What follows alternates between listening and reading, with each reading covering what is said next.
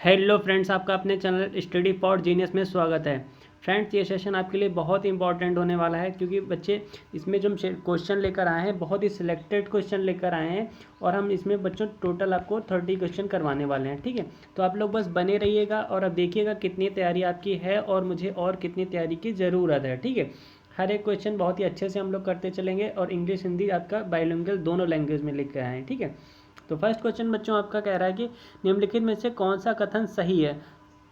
तो आपको देखिए बच्चों बताना है कौन सा कथन सही नहीं है। ठीक है, देखिए मोस्टली बच्चों क्या गलती क्या होती है, यही गलती हो जाती है। ठीक है, नहीं लिखा है बट बच्चे ध्यान नहीं देते हैं। ठीक है, और यहीं पे क्वेश्चन गलत हो जाता है बच्चों। ये देखिए इसमें नॉट एकदम बड़ा सा बड़ा लिखा हुआ है। ठीक है, यही हम लोगों को ध्यान में रखना है बच्चों।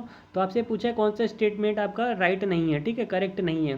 तो इसमें राइट आंसर क्या हो जाएगा, देखिए बच्चों यही होता है पॉजिटिव निगेटिव। तो फर्स्ट ऑप्शन में कि विकास क्रमबद्ध व व्यवस्थित होता है, बिल्कुल होता है, एग्जैक्टली होता है। Development is sequentially and orderly, बिल्कुल। इस विकास केवल आनुवंशिकता से प्रभावित होता है। देखिए बच्चे, हमने आपसे हमेशा कहा है कि जहाँ पे भी केवल आता है ना तो केवल कनेक्शन हम तुरंत काट देते हैं।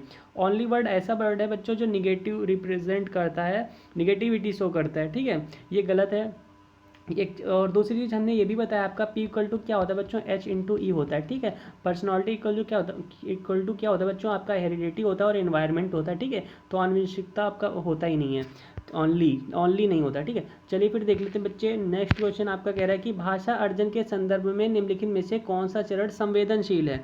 देखिए बच्चे, आपसे क्वेश्चन किस फॉर्म में पूछा गया है, आपका क्वेश्चन बच्चों लैंग्वेज के फॉर्म में पूछा गया है। ठीक है, एक्वायरिंग लैंग्वेज आपका आपसे पूछा गया है कि which of the following is a sensitivity period. आपको बताना है सेंसिटिविटी जो आपका बच्चों पीरियड होता है, सेंसिटिव पीरियड होता है, संवेदन चरण, संवेदन बच्चों आपका संवेदनशील जो चरण होता है उसमें आपका कौन सा इसमें आएगा। देखिए बच्चे, हमने आपको अवस्थाएं बताई हैं, अगर आपको नहीं याद है तो हमने आपसे बच्चों बताया था कि आपको बताना है 3 अवस्थाएं हमने आपको बताई थी। ये किसके अकॉर्डिंग होता है बच्चों, तो अकॉर्डिंग टू रॉस। ठीक है, रॉस के अकॉर्डिंग बच्चों अवस्थाएं तो 4 प्रकार की होती हैं बट मेन आपको 3 याद रखनी है। पहला कौन सा आपका शैशवावस्था, फिर बाल्यावस्था, फिर आपका किशोरावस्था।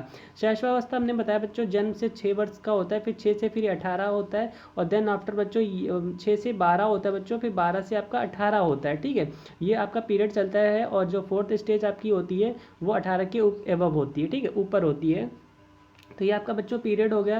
एंड चलिए फिर इसमें बताइएगा बच्चों, इसमें राइट आंसर क्या हो जाएगा अकॉर्डिंग टू आपका, अकॉर्डिंग टू बच्चों सेंसिटिव पीरियड के अकॉर्डिंग। ठीक, तो इसमें राइट आंसर प्यारे बच्चे क्या हो जाएगा, प्रारंभिक बाल्यावस्था। ठीक है, क्योंकि बाल्यावस्था भी आपके कितने प्रकार की होती है, 2 प्रकार की होती है और किशोरावस्था भी बच्चे 2 प्रकार की होती हैं। ठीक है, तो इसमें आपका अर्ली चाइल्डहुड राइट आंसर हो जाएगा। ठीक है, चलिए फिर बच्चे थर्ड क्वेश्चन आपसे पूछ लिया गया है कि कौन बच्चों के समाजीकरण के द्वितीय कारक। देखिए बच्चों, हमेशा एग्जाम्पल आपका क्वेश्चन जो पेपर आता है उसमें आपका बच्चों देखिए 2 एजेंसी आपकी होती हैं। कौन कौन सी एजेंसी बात करी जाए बच्चों, तो आपका जो कारक होते हैं, फैक्टर होते हैं, ठीक है, वो 2 प्रकार के होते हैं। कौन कौन से, एक तो आपका प्राइमरी आता है बच्चों, प्राइमरी, देन आफ्टर आपका सेकेंडरी। ठीक है, हमेशा एग्जाम्पल में आपका यही पूछता है प्राइमरी में क्या कहता है बच्चे, तो प्राइमरी में जैसे आपका फैमिली आ गया, घर आ गया। ठीक है, घर प्राइमरी होता है, बालक का सबसे पहले पढ़ाई कहाँ होती है, घर पे होती है। तो परिवार जो बच्चे हैं, फैमिली है। ठीक है, ये किस में आता है, ये आपका बच्चे प्राइमरी में आता है। सेकेंडरी में आपका क्या आता है, स्कूल जो है बच्चों, एस फॉर सेकेंडरी और एस फॉर स्कूल। स्कूल है जो आपका आस अड़ोसी पड़ोसी होते हैं बच्चों आसपास के, वो भी किस में आते हैं, आपके सेकेंडरी में आते हैं। ठीक है, तो ये सारी चीज़ें आपको बच्चे ध्यान में रखनी है। और बच्चे सेकंड में क्या आता है, और जैसे आपका रिलीजियस हो गया, धर्म हो गया। ठीक है, ये भी आता है। जैसे मंदिर मस्जिद हो गया, आपको किस में आता है, सेकेंडरी में ही आता है। ठीक है, बच्चे के पेरेंट्स जो होते हैं, अभिभावक होते हैं, मम्मी पापा होते हैं, ये किस में आते हैं, ये आपके प्राइमरी में आते हैं। ठीक है, सबसे पहले बच्चा कहाँ किससे सीखता है, अपनी माँ से सीखता है, तो किस में आएगा, प्राइमरी में आएगा। ओके, अब आप लोग समझ गए होंगे। अब बताइएगा इसमें राइट आंसर क्या होने वाला है बच्चे। हमको दोनों के दोनों कारक बच्चों सेकेंडरी बताने हैं। ठीक है, द्वितीय कारक बताने हैं।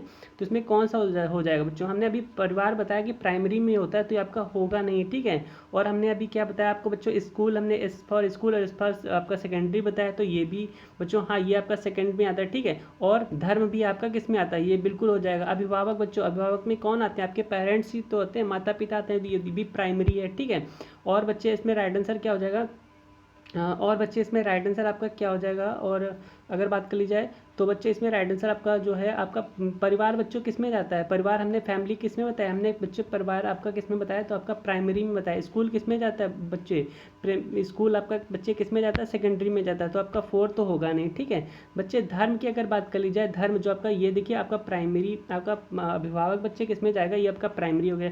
तो आपका आपका बचा क्या, तो आपका स्कूल जो हो गया, आपका बच्चे स्कूल आपका सेकेंडरी में होगा। आपका जो रिलीजियस होता है, धर्म होता है, इसमें भी आपका क्या होता है, ये भी आपका किस में जाएगा, सेकेंडरी में जाएगा। चलिए आप लोग आई होप समझ गए होंगे, क्योंकि काफ़ी टाइम लग गया उसको इसको समझाने में।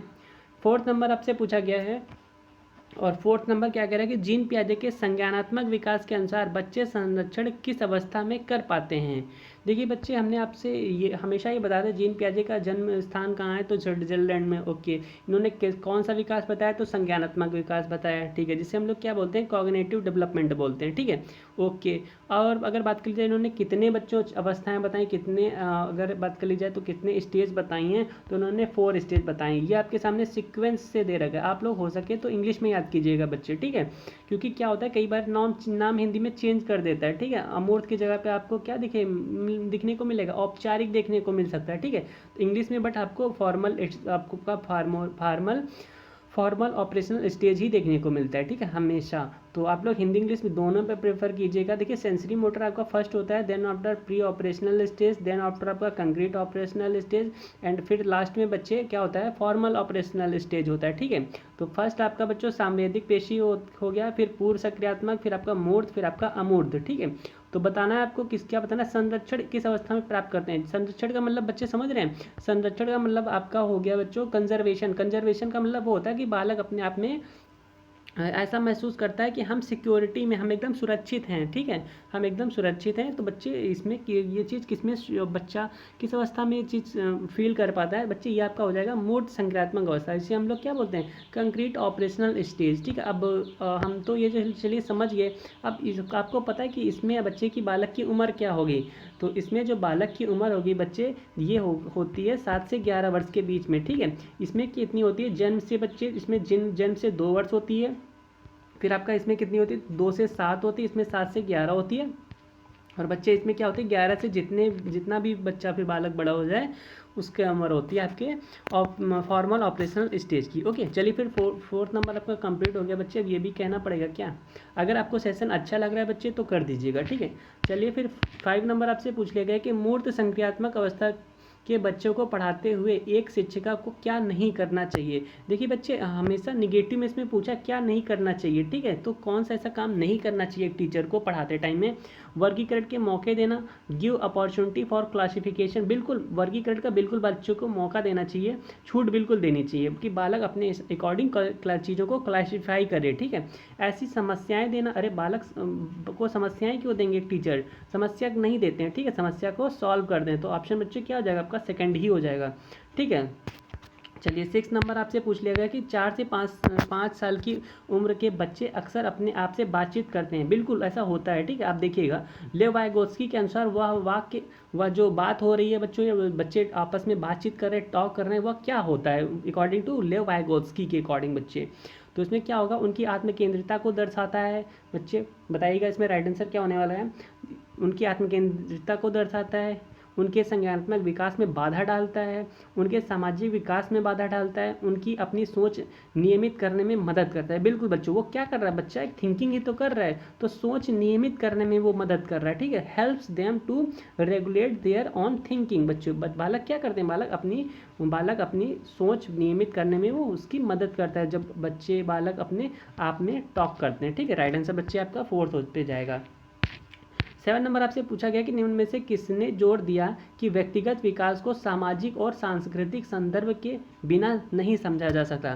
देखिए बच्चे, अब हम आपको बता रहे हैं। ठीक है, देखिए अगर बात कर ली जाए, हमने जीन पियाजे की बात कर ही ली है। ठीक है, जब बात कर ली जाए लेव वाइगोत्स्की बच्चे, ठीक है, तो लेव वाइगोत्स्की ने क्या बताया, आप लोग हमेशा ध्यान रखिए LCS। ठीक है, इन्होंने 3 चीज़ों पे फोकस किया था।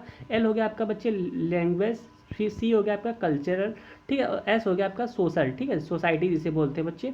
तो इन्होंने इन तीनों चीज़ों पे क्या किया था, फोकस किया था बच्चों।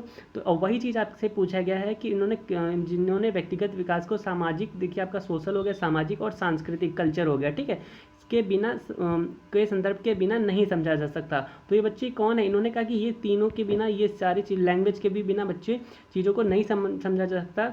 तो ये सारी चीज़ें आपकी बहुत ही मेजर करती हैं अकॉर्डिंग टू बच्चे लेव वाइगोत्स्की। और अगर बात की जाए, इन्होंने बच्चे ZPD भी बताया है, ठीक है, जोन ऑफ प्रॉक्सिमल डेवलपमेंट, ठीक है, ZPD बताया था। और अगर बात की जाए, इन्होंने क्या बताया, स्काफोल्डिंग भी बताया था, ठीक है। तो ये सारी चीज़ें लेव वाइगोत्स्की ने बच्चों सामाजिक, जहाँ पे सामाजिक वर्ड मिल जाए, तो सामाजिक सांस्कृतिक, जहाँ पे मतलब मेन चीज़ है सामाजिक, इन्होंने सोशल पे काफ़ी ज़्यादा वर्क किया था, ठीक है। चलिए 8 नंबर आपसे पूछा गया है, लॉरेंस कोहलबर्ग के द्वारा प्रतिपादित नैतिक विकास के किस स्तर पर व्यक्ति यह तर्क देते हैं कि केवल समाज ही तय कर सकता है कि क्या सही है और क्या नहीं। देखिए बच्चे, अगर बात करी जाए अकॉर्डिंग टू लॉरेंस कोहलबर्ग के द्वारा, जो अगर आपसे पूछा जाए कि नैतिक विकास का सिद्धांत किसने दिया बच्चे, तो लॉरेंस कोहलबर्ग पे आपको टिक लगाना है, ठीक है। ठीक है, अब इन्होंने बच्चे अगर बात करी जाए क्या चीज़ें बताई थी, ठीक है, अगर बात कर लीजिए इन्होंने कैसे क्या चीज़ें बताई थी, तो अगर बिल्कुल बात करेंगे इसमें, तो इन्होंने बच्चे क्या बताया था। देखिए बच्चे इसमें राइट आंसर आप बताएगा। देखिए अगर हम बात कर लें, तो इन्होंने बच्चे क्या बताया था, एक तो इन्होंने बच्चे 3 लेवल के बारे में बात की थी। लेवल कितने बताए, एग्जाम बच्चे एग्जाम में डायरेक्ट क्वेश्चन पूछता है कि इन्होंने कितने लेवल बताए, ठीक है, और इन्होंने कितने स्टेजेस बताए बच्चों। तो लेवल इन्होंने 3 बताए और स्टेजेस चरण कितने बताए थे, 6 बताए थे, ठीक है। जिसमें आपका बच्चे क्या आ जाता है, गुड बॉय गुड गर्ल भी आ जाता है, ठीक है। तो ये सारी तमाम सारी चीज़ें इसमें आ जाती हैं, ठीक। इन्होंने हिंज की कहानी किसने बताई थी, तो लॉरेंस कोहलबर्ग ने ही बताई थी, ठीक है। किस में आता है ये आपका बच्चे, फर्स्ट उसमें आता है, आपका फर्स्ट स्टेज में आता है, ठीक है, फर्स्ट लेवल में आता है। और इसी टाइप से बच्चे गुड बॉय एंड ये सारी सारी चीज़ें किस में आती हैं, ये आपके बच्चे किस में आती हैं, ये फर्स्ट में ही आती हैं, ठीक है। ये आपके किस में जाती हैं बच्चे, फर्स्ट लेवल में ही जाती हैं, ठीक है। तो चलिए फिर इसका राइट आंसर बताइएगा। तो बच्चे अगर इसका राइट आंसर की हम बात कर लें, तो इसमें राइट आंसर आपका हो जाएगा कि आधिकारिक एवं सामाजिक क्रम व्यवस्था अभिविन्यास, ठीक है। आपका किस में जाएगा बच्चे, तो आपका देखिए ये वाला स्टेज किस पे जाता है, सामाजिक की अगर बात कर ली जाए बच्चों, तो सामाजिक की अगर बात करी जाए, तो ये आपका बच्चे किस में जाता है, ये आपका लेवल 3 हो जाता है, ठीक है। और स्टेज किस में जाएगा, आपका 5th और एंड 6th स्टेज आपकी इसमें जाती है, ठीक है। तो अथॉरिटी, आपका authority and social order maintaining and आपका ओरिएंटेशन पे जाता है, ओके। चलिए 8 नंबर हो गया आपका कंप्लीट। 9 नंबर देख लेते हैं, निम्नलिखित में से कौन सी व्याख्या जो है हार्वर्ड गार्डनर के द्वारा प्रतिपादित तार्किक गणित बुद्धि का आलेख करती है। देखिए बच्चे, आपको पता होना चाहिए अकॉर्डिंग टू बच्चों किसका, हार्वर्ड गार्डनर, ठीक है। तो हार्वर्ड गार्डनर भी इन्होंने बच्चे किस पे बात की है, तो इन्होंने बच्चे बुद्धि पे बात की है, ठीक है। इन्होंने बुद्धि को कितने प्रकार में बांटा था बताइएगा, इन्होंने बुद्धि को कितने भागों में बांटा है, तो बच्चे इन्होंने बुद्धि को कितने, टोटल 8 भागों में बांटा। इन्होंने कहा बुद्धि कितने प्रकार की होती है, 8 प्रकार की होती है, ठीक है। और ये चीज़ कब बताई थी बच्चे, ये चीज़ इन्होंने बताई थी 1998 ईस्वी में, ठीक है। 1900 और इससे पहले बच्चे क्या हुआ था, इससे पहले 1983 ईस्वी में 7 भागों में बांटा गया था, ठीक है। इन्होंने 8 भागों में डिवाइड किया था। कौन कौन सी बुद्धि थी, एक तो जैसे कि आपके बच्चों ने मल्टीपल टाइप की बुद्धि बताई, जैसे कि आपका जैसे शारीरिक गतिविधि है, ठीक है, इंटरपर्सनल और इंट्रापर्सनल, जिससे क्वेश्चन आता ही है, इन्होंने ही बताया था, ठीक है। लिंग्विस्टिक, भाषा के बारे में बताया था, लॉजिकल मैथमेटिकल के बारे में बताया था, विजुअल के बारे में बताया था, और अगर बात करें म्यूजिकल के बारे में बताया था, और बच्चों आपका नेचुरलिस्टिक इंटेलिजेंस के बारे में इन्होंने बात की थी, ठीक है। तो बताइएगा बच्चों, तार्किक गणित मैथमेटिक्स से रिलेटेड क्वेश्चन है तो किसमें जाएगा। अगर बच्चे मैथमेटिक्स से रिलेटेड है, तो हम लोग इसमें टिक करेंगे कि समस्याओं को तर्कपूर्ण तरीके से विश्लेषण करना है, ठीक है। ये मैथ, क्योंकि समस्या आ गई किसमें, आगे मैथ में सबसे ज़्यादा बच्चों को समस्या दिखती है, और इसको बच्चों हम लोग तर्कपूर्ण तरीके से क्या करेंगे, इसका विश्लेषण करेंगे, इसको सॉल्व करेंगे, ठीक है। वह इनके मसलों के वैज्ञानिक दृष्टि से विवेचन करने की बच्चों क्या करेंगे, क्षमता होनी चाहिए, ठीक है। आपका बच्चों साइंटिफिकली हो चीज़ें को हम लोग क्या करेंगे, जो आपका साइंटिफिशियली बच्चे आपका इशू है ना, उसको हम उस प्रॉब्लम को सॉल्व करेंगे, ओके, एनालिसिस करेंगे। चलिए 4th नंबर आपका करेक्ट हो जाएगा। 10 नंबर देख लेते हैं, एक प्रगतिशील कक्षा में अधिगम।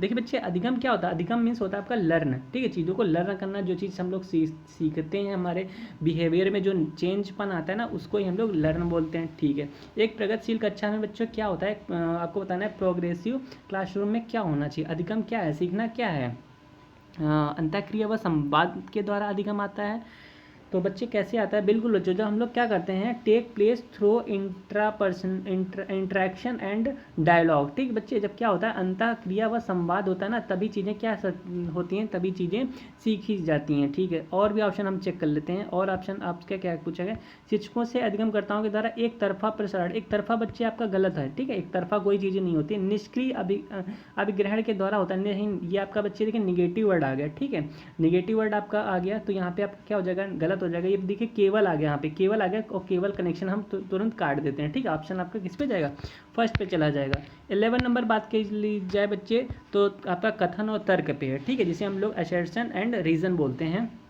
देखिए बच्चे, कथन दिया गया है कि गणित के शिक्षकों को लड़कियों से कक्षा में बहुत कम अपेक्षा रखनी चाहिए कि वो मतलब लड़कियां मैथमेटिक्स को सॉल्व कर देंगी, क्वेश्चन को सॉल्व कर देंगी। ये कथन कहा गया। और तर्क इसलिए दिया गया कि लड़कियां जो हैं, लड़कियों में गणित को समझाने की आनुवांशिक क्षमता नहीं होती। ये तर्क दिया गया है बच्चे। ठीक है, तो आपको बताना है क्या ये सही है या गलत है। अगर सही है तो क्यों सही है, गलत है तो क्यों गलत है। ठीक है, चलिए, क्या कथन जो इस कहा गया कि बहुत कम अपेक्षा रखनी चाहिए टीचर को, क्या ये बात सही है बच्चे, बताइएगा। ये बात आपको एकदम पढ़ के ही गलत लग रही होगी। ठीक है, आजकल आप लोग देख रहे हैं लड़कियां कहाँ से कहाँ जा रही हैं, आईएएस बन रही हैं। ठीक है, और इसमें क्या बात कही गई है कि लड़कियों से अपेक्षा नहीं करनी चाहिए, बिल्कुल गलत बात है। लड़कियों में गणित को समझाने की आनुवांशिक क्षमता, इसमें आनुवांशिक की कोई बात ही नहीं बच्चे। इसमें कौन सी बात है कि आनुवांशिक क्षमता है कि नहीं है गणित को समझने या समझाने की, बिल्कुल गलत है आपके। ठीक है, दो के दोनों गलत है, ऑप्शन आपका फोर्थ पे जाएगा। ठीक है, चलिए 12 नंबर आपसे पूछ लिया गया कि भाषा के संदर्भ में राष्ट्रीय शिक्षा नीति, जिसे बच्चे हम लोग क्या बोलते हैं, नेशनल एजुकेशन पॉलिसी 2020 NEP, यही आपका एग्जाम में बहुत आता है। NEP 2020, NEP 2020 हर जगह छाया रहता है। ठीक है, तो बताना है कि NEP 2020 किस पर बल देती है, तो ये चीज़ किस पर फोकस करती है NEP 2020। तो इसमें राइट आंसर बच्चे आपका हो जाएगा मल्टीलिंग्विज्म। ठीक है, आपका बहुभाषिकता। देखिए इस मल्टीलिंग्विज्म क्या है, इसमें ये होता है कि कई भाषाएं इसमें, देखिए मेन आपके 3 भाषाएं इसमें आती हैं। ठीक है, हिंदी आती है, इंग्लिश आती है, और आपका मातृभाषा आती है। ठीक है, एक्चुअल में आपका जो NEP 2020 बच्चों क्या कहता है कि बच्चे को कैसे किस किस लैंग्वेज में पढ़ाना चाहिए, तो मिनिमम उसको 3rd लैंग्वेज आनी चाहिए। एक तो इंग्लिश आनी चाहिए, देन आफ्टर आपका हिंदी आनी चाहिए, और मातृभाषा का मतलब समझ रहे हैं, उसकी आपका रीजनल लैंग्वेज आनी चाहिए, जहाँ पे भी वो बच्चा रह रहा है वहाँ लोकल लैंग्वेज आनी चाहिए। ठीक है, चलिए फिर 13 नंबर आपसे पूछा गया कि मूल्यांकन का उद्देश्य क्या है। बच्चे मूल्यांकन का उद्देश्य बताना था, पर्पस ऑफ असेसमेंट। ठीक है, असेसमेंट मूल्यांकन का उद्देश्य क्या हो जाए, तो इसमें राइट आंसर क्या हो जाएगा। अगर बात कर लीजिए इसमें राइट आंसर की, तो अधिगमकर्ताओं में असफलता का डर पैदा करना, नहीं, ये तो निगेटिव आपका, असफलता गलत है। बुरे प्रदर्शन के लिए बच्चों को शर्मिंदा करना, नहीं, हम शर्मिंदा नहीं करेंगे। अधिगमकर्ताओं के प्रदर्शन की एक दूसरे से तुलना भी बच्चे नहीं की जाती है। ठीक है, जो कंपेयर है हम लोग नहीं करते हैं। अधिगमकर्ताओं को सीखने की प्रक्रिया में मदद करने के तरीके खोजना, बिल्कुल तरीके, नए नए तरीके खोजना बच्चों बहुत ही आपका क्या है, बहुत ही पॉजिटिव पॉइंट है, और आपका यही राइट आंसर हो जाएगा। ठीक है, बच्चे की क्या करना, सपोर्ट करना। ठीक है, सपोर्ट करना एंड लर्निंग प्रोसेस में बच्चों क्या करना, चीज़ों को आपका लर्न करना, खोज करना। ठीक है, चलिए नेक्स्ट क्वेश्चन है 14 नंबर कह रहा है कि निम्नलिखित में से कौन सा प्रश्न समालोचनात्मक सोच को बढ़ावा देगा। तो बताना है समालोचनात्मक सोच को बढ़ावा देगा, तो ऐसा क्या है जो आपका क्रिटिकल थिंकिंग को बच्चों क्या करेगा, प्रमोट करेगा। सौर प्रणाली का आरेख बनाओ। सौर प्रणाली का आरेख अगर बच्चे देख के बना सकते हैं, इसमें कोई वो अपना थिंकिंग नहीं लगा सकते हैं। ठीक है, देखिए समालोचनात्मक चिंतन से रिलेटेड क्वेश्चन आते हैं, इसमें बच्चे को खुद से क्या करना बच्चे पड़ता है, चीज़ों को खोजना पड़ता है। ठीक है, उसका विश्लेषण करना पड़ता है, तब जाके चीज़ों को वो बच्चा खुद से करेगा। ठीक है, अब इसमें कहा गया है कि इतने को इतने से गुणा करो, तो ये तो ईजी तरीका है, बच्चा कर ही लेगा। ठीक है, इसमें अपना कोई बहुत बड़ा दिमाग नहीं लगाएगा, कोई भी चीज़ में खोजेगा नहीं। अगला, शिक्षा का अधिकार अधिनियम किस वर्ष में पारित हुआ, ये तो बच्चा रटा बैठा है, वो रट लेगा, पढ़ लेगा और इसको बता देगा, तो ये भी गलत है। ठीक है, ये सब करके सब गलत है। शहरीकरण और वैश्वीकरण के विभिन्न सामाजिक आर्थिक स्तर के लोगों पर अलग अलग प्रभाव का विश्लेषण करना। इसमें क्या करेगा, इसमें बच्चा लोगों से जुड़ेगा, उनके फीलिंग्स को समझेगा।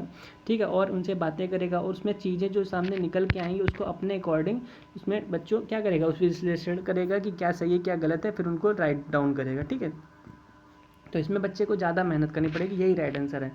15 नंबर के अधिगमकर्ताओं को व्यक्तिक विभिन्नताओं को ध्यान में रखने के लिए एक शिक्षिका को, एक टीचर को क्या करना चाहिए, तो बताइएगा एक टीचर को क्या करना चाहिए बच्चे। अधिगमकर्ताओं के व्यक्तिक भिन्नताएं, व्यक्तित्व तो भिन्नताएं समझ रहे बच्चे, अलग अलग टाइप के स्टूडेंट्स हैं, ठीक है, अलग अलग टाइप के अलग अलग माइंड के स्टूडेंट्स हैं, तो उन सभी को ध्यान में रखते हुए एक शिक्षिका को, एक टीचर को क्या करना चाहिए क्लास में। तो इसमें राइट आंसर क्या हो जाएगा, अधिगमकर्ताओं के पूर्व अनुभवों की अपेक्षा करनी चाहिए, अपेक्षा नहीं करनी चाहिए, ठीक है बच्चे, अपेक्षा नहीं, उपेक्षा पॉजिटिव होता है, अपेक्षा आपका निगेटिव होता है, तो उपेक्षा आपका गलत हो जाएगा। अधिगमकर्ताओं के पूर्व अनुभवों को शामिल कर उनका संचय करना चाहिए, ये तो कुछ सही लग रहा है। अधिगमकर्ताओं को आकलन हेतु एक समान तरीके का इस्तेमाल करना, नहीं, एक समान तरीके नहीं बच्चे, एक समान तरीके का यूज़ नहीं होता है, ठीक है। सभी अधिगमकर्ताओं के लिए मानकीकृत, देखिए बच्चे, मानकीकृत पाठचर्या को लागू करना। देखिए मानकीकृत जो आपका वर्ड है ना, ये आपका निगेटिव वर्ड है, ठीक है, ये क्या प्रेजेंट करता है, ये आपका निगेटिविटी प्रेजेंट करता है बच्चे, ठीक है, तो मानकीकृत नहीं होता है आपका ये भी रॉन्ग हो जाएगा, तो ऑप्शन आपका 2 सही हो जाएगा, ठीक है। चलिए नेक्स्ट है आपका 16 नंबर, एक समावेशी कक्षा में, एक समावेशी आपका देखिए इंक्लूसिव एजुकेशन के बात की गई, ठीक है। आपका समावेशी कक्षा है तो आपका इंक्लूसिव क्लासरूम हो जाएगा। तो बताइएगा कि एक समावेशी कक्षा में बालक क्या होता है, ठीक है, कैसा क्या होता है। तो इसमें आपको पॉजिटिव चीज़ें बतानी है। विद्यार्थी ज्ञान सामग्री के निष्क्रिय प्राप्त करता है, निष्क्रिय बच्चा आपका क्या है, निगेटिव वर्ड है, ठीक है, तो आपका पैसिव वर्ड है, ये गलत हो जाएगा। विद्यार्थी समतापूर्ण तरीके से बढ़ते और विकसित होते हैं, बिल्कुल सही लग रहा है। प्रौद्योगिकी के विकास में विद्यार्थियों के साथ भेदभाव किया जाता है, भेदभाव आपका गलत है, निगेटिव है। विद्यार्थी पूरी तरह से अपने दम पर ही अधिगम में आने वाले बाधाओं को दूर करते हैं, नहीं, अपने दम पर ही नहीं बच्चे, टीचर की हेल्प लेते हैं, ठीक है, फिर टीचर का रोल ही क्या रह जाएगा, तो ऑप्शन आपका क्या हो जाएगा, 2 पे जाएगा। नेक्स्ट है आर्थिक रूप से कमजोर वर्ग के बच्चों, जो EWS की बात कही गई है, इकोनॉमिक वीकर सेक्शन, एंड आर्थिक रूप से कमजोर वर्ग के विद्यार्थियों की शिक्षा के संबंध में शिक्षा का अधिकार अधिनियम 2009 के खंड 12 के द्वारा निम्नलिखित में से किसकी सिफारिश की गई थी। तो बालक किसकी सिफारिश की गई थी बच्चे, बताइएगा, राइट आंसर क्या हो जाएगा। केवल देखिए, केवल कहीं पे भी आ जाता है उनका कनेक्शन काट देते हैं, ठीक है, केवल यहाँ पे भी आगे हमने कनेक्शन काट दिया। अब पढ़ते हैं, निजी विद्यालय में आरक्षण के लिए या फिर उनके लिए अलग विद्यालय बच्चे हम नहीं खोलेंगे, ठीक है, किसी के लिए हम लोग, फिर इंक्लूसिव एजुकेशन का सिस्टम ही क्या रह गया, समावेशी शिक्षा का मतलब ही क्या रहेगा अगर सबके लिए अलग अलग विद्यालय हो जाएगा। तो इसमें ऑप्शन आपका हो जाएगा क्या, आपका बच्चों, आपका राइट आंसर 2 हो जाएगा, निजी विद्यालयों में आरक्षण के लिए, ठीक है, reservation in private schools. 18 number है, निम्नलिखित में से कौन सी अधिगम अक्षमता गणना करने में क्षमता के सीधे प्रभावित करती है, ठीक है। देखिए बच्चे, इसमें क्या पूछा, गणितीय गणना, ठीक है, गणितीय गणना जहाँ भी आ गया, ये क्या होगा, कैलकुलेटर, देखिए कैलकुलेटर उसकी को याद कर लीजिएगा। गणित में क्या होता है, कैलकुलेटर का यूज होता है, और कैलकुलेटर्स क्या बना है, कैलकुलिया, ठीक है, डिसकैलकुलिया राइट आंसर आपका हो जाएगा। डिस्ग्राफिया में क्या होता है बच्चे, ग्राफ में हम लोग लिखते हैं, तो लिखने में अगर बालक को कोई दिक्कत हो रही है तो डिस्ग्राफिया हो जाता है। डिसलक्सिया क्या होता है, लक्ष्य में बच्चों का क्या होता है, पढ़ने में दिक्कत हो रही है, ठीक है, बी को बच्चा क्या समझ नहीं पा रहा है, ये बी है या फिर ये बी है, ठीक है, उसको पता ही नहीं चल रहा कि ये डब्ल्यू है या फिर ये डब्ल्यू है, ठीक है, पढ़ने उसको क्या बच्चे क्या हो रहा है, उसको पढ़ने में दिक्कत हो रही है, तो आपका क्या हो जाएगा, डिसलेक्सिया हो जाएगा। डिस्प्रेक्सिया क्या होता है, डिस्प्रेक्सिया बच्चे वो होता है आपका, इसमें राइट आंसर ये हो जाएगा। डिस्प्रेक्सिया में वो होता है बच्चों गामा कौशल, जैसे कि क्या होता है, कुछ बच्चे क्या होते हैं, जैसे कि चुस्ती फुर्ती भरे वाले जो काम होते हैं उसमें अगर कोई दिक्कत है, बच्चा चुस्ती फुर्ती वाले काम नहीं कर पा रहा है, दौड़ भाग नहीं कर पा रहा है, उसमें कोई दिक्कत है, तो आपका किस पे जाएगा, डिस्प्रेक्सिया पे जाएगा, ठीक है। 19 नंबर है कि विविध शिक्षण आवश्यकताओं वाले विद्यार्थियों को शामिल करने के लिए निम्न में से किसकी आवश्यकता है। तो बच्चे किसकी आवश्यकता है, विविध शिक्षण आवश्यकताओं और विद्यार्थियों को शामिल करने के लिए बच्चे किसकी आवश्यकता होती है। तो इसमें राइट आंसर आपका क्या हो जाएगा बच्चे, इसमें देखिए बैठने की निश्चित व्यवस्था या फिर लचीला पाठ्यक्रम, बिल्कुल लचीला पाठ्यक्रम बच्चों आपका क्या होना चाहिए, आवश्यकता है, ठीक है, आपका फ्लेक्सिबल क्यूरिकुलम होना चाहिए, ताकि क्या है बच्चे, देखिए मानकीकृत हमने बताया था निगेटिव वर्ड है, ठीक है, पाठ्य पुस्तक केंद्रित शिक्षा शास्त्र नहीं होता है, बाल्य केंद्रित होता है, ठीक है, बैठने की निश्चित व्यवस्था ये भी गलत है, ठीक है, कोई फिक्स नहीं करेंगे कि नहीं कि जो बच्चे पढ़ने में तेज है वही आगे बैठेंगे, जो पढ़ने में तेज नहीं है वो पीछे बैठेंगे, ठीक है, तो निश्चित व्यवस्था नहीं होती है। लचीलापन पाठ्यक्रम होना चाहिए, जो क्यूरिकुलम बच्चे बालक के लिए लचीलापन होना चाहिए, ताकि वो ईजी वे से चीज़ों को समझ सकें, सीख सकें, ठीक है। 20 नंबर है कि प्रतिभाशाली विद्यार्थियों की आवश्यकताओं को पूरा करने के लिए निम्नलिखित में से कौन सी एक प्रभावी रणनीति है।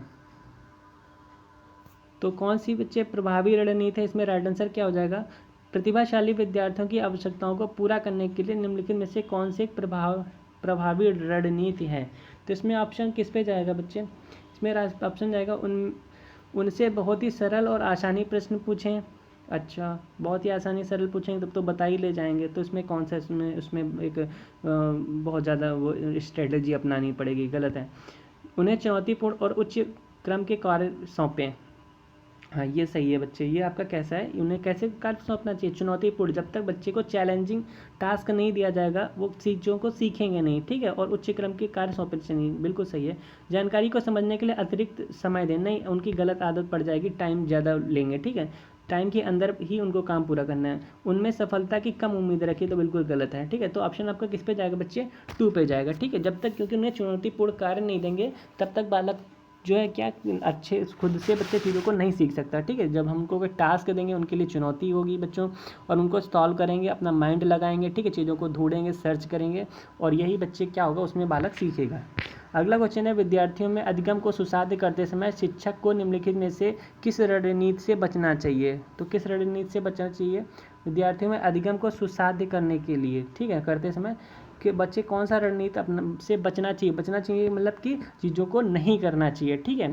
देखिए जिसमें चीज़ों को घुमा के पूछा है, रणनीति से बचना चाहिए मतलब निगेटिव वाला पूछा है आपसे, तो क्या नहीं करना चाहिए। संकल्पना मानचित्रण खोजिए अधिगम, तो बिल्कुल सही है। सहज अनुमान लगाना, ठीक है। निष्क्रिय, देखिए निष्क्रिय नकल, निष्क्रिय और नकल क्या है, दोनों निगेटिव वर्ड है, तो ऑप्शन बच्चों किस पे जाएगा, 4 पे जाएगा, ठीक है। कुछ सोचना ही नहीं है।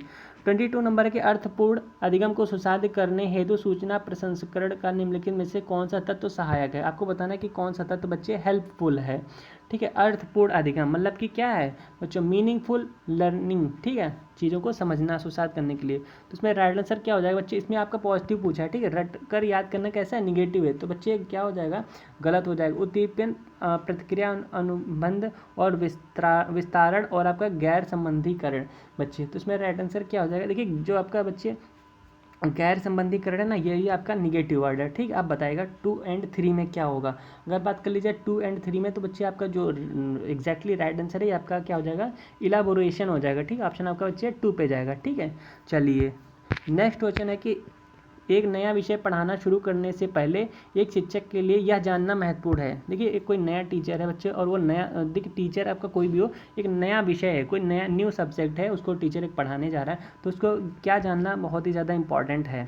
बच्चे पहले से क्या जानते हैं ये चीज़ जानना इंपॉर्टेंट है, या फिर सामान्य भ्रांतियाँ जो हैं उनको जानना इंपॉर्टेंट है, या विषय सीखने के लिए पूर्वापेक्षाएँ जानना है, या फिर विद्यार्थियों की पसंदीदा अधिगम शैली को जानना है। उसमें आपके मल्टीपल ऑप्शंस भी दे रखे हैं, तो इसमें बताइए बच्चे बेस्ट ऑप्शन कौन सा है।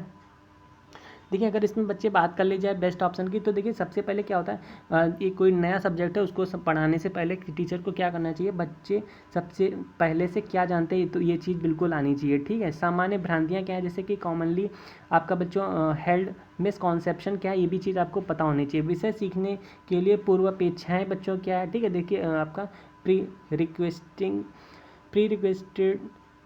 Request is to learn to topic, ये भी आपको पता होना चाहिए, ठीक है बच्चे। और विद्यार्थियों की पसंदीदा अधिगम शैली क्या है, ठीक है। अधिगम शैली बच्चे क्या हो गया, बच्चे किस शैली में पसंद करते हैं चीज़ों को सीखना, ठीक है, ये भी आपको पता होना चाहिए, तभी तो बालक सीखेंगे। तो बच्चे आपका राइट आंसर आपका देखिए 4th पे से ही आप टिक कर सकते थे, 4th नंबर एकदम सही है, और 4th नंबर ऑप्शन 4th में ही है, ठीक है। चल लीजिए 24 नंबर है, सीखने के लिए संरचनात्मक उपागम के द्वारा निम्नलिखित में से किसे बढ़ावा दिया जाता है। तो इसमें राइट आंसर आपका क्या हो जाएगा बच्चे, सीखने के लिए संरचनात्मक उपागम के द्वारा निम्नलिखित में से किसे बढ़ावा दिया जाता है। तो किस चीज़ को हम लोग बढ़ावा देते हैं, मतलब कि पॉजिटिव में आपसे पूछा गया है। प्रतिपादक शिक्षण आना चाहिए, या फिर पूछताछ आधारित शिक्षा, या फिर शिक्षण की व्याख्यान विधि, या रटकर तो बिल्कुल गलत ही हो जाएगा देखिए, ठीक। और लेक्चर इसमें देखिए लेक्चर मेथड, तो लेक्चर हमको देना नहीं है। पूछताछ आधारित या फिर बच्चे प्रतिपादक शिक्षण, तो बच्चे देखिए बच्चे क्या बच्चे जितने ज़्यादा पूछताछ करेंगे उतना ही ज़्यादा चीज़ों को क्या करेंगे, लर्न करेंगे, इस मतलब सीखेंगे, ठीक है। तो ऑप्शन आपका किस पे जाएगा बच्चों, इंक्वायरी बेस्ड लर्निंग पे, पूछताछ आधारित शिक्षा आपका राइट आंसर हो जाएगा। 25 एक शिक्षिका विद्यार्थियों से उनकी स्वयं की चिंतन प्रक्रियाओं के बारे में सोचने के लिए कह रही है। वह विद्यार्थियों के बीच किस तरह की कौशल विकसित करने पर ध्यान केंद्रित कर रही है बच्चे। तो बताइए इसमें राइट आंसर क्या है। एक टीचर है जो बालक के क्या कर रही है बच्चों, ध्यान केंद्रित करने की कोशिश कर रही है, तो इसमें क्या आपका राइट आंसर हो जाएगा। तो इसमें बच्चे राइट आंसर आपका हो जाएगा घोषणात्मक, या फिर अधिसंज्ञानात्मक, या फिर प्रतिक्रियात्मक, या फिर शब्दार्थ। बच्चे इसमें आपका जाएगा क्या, मेटाकॉग्निटिव, राइट आंसर क्या हो जाएगा, मेटाकॉग्निटिव अधिसंज्ञानात्मक राइट आंसर हो जाएगा, ठीक है। चलिए नेक्स्ट 26 नंबर है कि अक्षरों की एक लंबी श्रृंखला को यादगार और सार्थक भागों में समूहित करके याद करने की रणनीति क्या कहलाती है। देखिए बच्चे कोई भी जैसे मान लीजिए 10 नंबर का मोबाइल नंबर है, ठीक है, काफ़ी इसमें क्या एक लंबी श्रृंखला है और इसको यादगार और सार्थक भागों में समूहित करना है, ठीक है। देखिए 10 नंबर आपको एग्जैक्टली तो याद नहीं कर सकते, आप उसको 2 से 3 नंबर में तोड़ के याद कर लीजिएगा, ठीक है। तो वह रणनीति क्या कहलाती है बच्चे, बिल्कुल इसमें बहुत ही ईजी टाइप का क्वेश्चन है बच्चे। देखिए हम चीज़ों को खंड खंड में तोड़ के पढ़ेंगे तो क्या हो जाएगा, खंडीकरण हो जाएगा, ठीक है। चलिए इससे क्या बोलते हैं बच्चे, इसे बोलते हैं चंकिंग, ठीक है। राइट आंसर आपका बी हो जाएगा।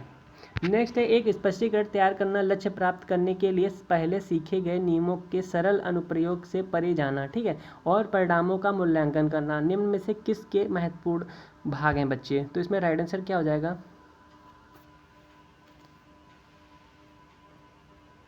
देखिए अगर इसके राइट आंसर की बात कर ली जाए बच्चे, तो इसमें राइट आंसर आपका क्या आ जाएगा, समावेशन या फिर भ्रांति। देखिए भ्रांति तो आपका निगेटिव है, और रट कर याद करना आपका कैसा है बच्चे, ये भी निगेटिव है। समावेशन पे जाएगा या फिर आपका प्रॉब्लम सॉल्विंग पे जाएगा। देखिए बच्चे सबसे ज़्यादा मोस्ट इंपॉर्टेंट क्या है, देखिए इसमें क्या है, क्वेश्चन को पढ़िएगा कि पहले सीखे गए नियमों के सरल अनुप्रयोग से परे जाना और परिणामों का मूल्यांकन करना।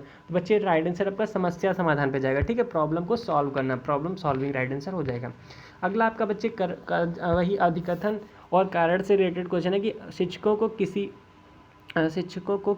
किसी संप्रत्य से संबंधित विद्यार्थी के द्वारा ग्रहण भ्रांतियों और वैकल्पिक अवधारणाओं की उपेक्षा करनी चाहिए। देखिए उपेक्षा करनी चाहिए या फिर भ्रांतियाँ अत्यंत गलत होती हैं और तर्कहीन चिंतन प्रक्रिया दर्शाती हैं। तो बच्चे देखिए आपको समझना चाहिए, हमने आपको एक चीज़ बताई कि जो उपेक्षा होता है निगेटिव वर्ड होता है, ठीक है, तो ये आपका बच्चे गलत हो जाएगा, ठीक है। और क्या करें कि भ्रांतियाँ अत्यंत गलत होती हैं, कोई ज़रूरी नहीं है, और तर्कहीन चिंतन प्रक्रिया दर्शाती हैं, ये भी आपका बच्चे क्या है, गलत है, ठीक है। तो ऑप्शन आपका फोर्थ पे जाएगा, ये दोनों आपके गलत हैं, ठीक है। 29 नंबर है कि संवेगों से संबंधित समकालीन मनोवैज्ञानिक सिद्धांत संज्ञानात्मक और भावनात्मक प्रक्रियाओं के संबंध को किस तरह देखते हैं। तो बच्चे किस तरह देखते हैं, क्या दोनों एक दूसरे से स्वतंत्र हैं या दोनों एक दूसरे से गुथे हुए हैं, या केवल, देखिए केवल इसमें आगे कनेक्शन काट दिया, केवल इसमें आगे कनेक्शन काट दिया। देखिए आप हमेशा बच्चे 2 क्वेश्चन तो आराम से एलिमिनेट कर सकते हैं, ठीक है। 2 क्वेश्चन ही आपके डाउट में जाते हैं, उसमें अगर आपने माइंड लगा लिया तो आपका ऑप्शन सही हो जाता है, ठीक है। अब देखिए एक दूसरे से स्वतंत्र होते हैं, फ्री होते हैं, ऐसा तो है नहीं, ठीक है। संज्ञानात्मक भावनात्मक प्रक्रिया बच्चे कैसे होते हैं, एक दूसरे से गुथे होते हैं, ठीक है। आपका राइट आंसर क्या हो जाएगा, 2 जाएगा। आपका बच्चे राइट आंसर 2 जाएगा, इंटरवाइंडेड विद ईच अदर। चलिए 13 नंबर देख लेते हैं। विद्यार्थी सीखने के लिए प्रेरित महसूस करते हैं जब कार्य कैसा होता है। तो जो विद्यार्थी सीखने के लिए प्रेरित महसूस करते हैं उसमें आपको पॉजिटिव बताना है। तो बच्चे मूर्त और अत्यधिक जटिल होगा तब क्यों उनके लिए बहुत ही अच्छा प्रेरित महसूस होगा, गलत है। उनकी वास्तविक दुनिया से जुड़ा, हाँ अगर रियल लाइफ से चीज़ें जुड़ी है तो अच्छी लगती हैं। अप्रासंगिक, गलत है। कि बिल्कुल भी चुनौतीपूर्ण नहीं, ये भी गलत। बच्चे राइट आंसर आपका क्या जाएगा, 2 पे जाएगा। जब चीज़ें बच्चों को क्या होता है रियल लाइफ से जुड़ी हुई होती हैं ना, कनेक्ट होती हैं, तब चीज़ें क्या होता है बच्चों, ये चीज़ें आपके पॉजिटिव वे में जाता है और चीज़ें सीखने में ज़्यादा से ज़्यादा अच्छे वे माना जाता है, ठीक है। हम लोगों को प्रेरित महसूस करती हैं और बच्चा बालक जो है अच्छे से चीज़ों को सीखता है, ठीक है। तो इसी के साथ बच्चे आपका ये सेशन यहीं पे कंप्लीट होता है। कैसा लगा सेशन को, वीडियो को लाइक एंड शेयर करके बता दीजिएगा, एंड अगर अच्छा लगा तो चैनल को सब्सक्राइब कर लीजिएगा।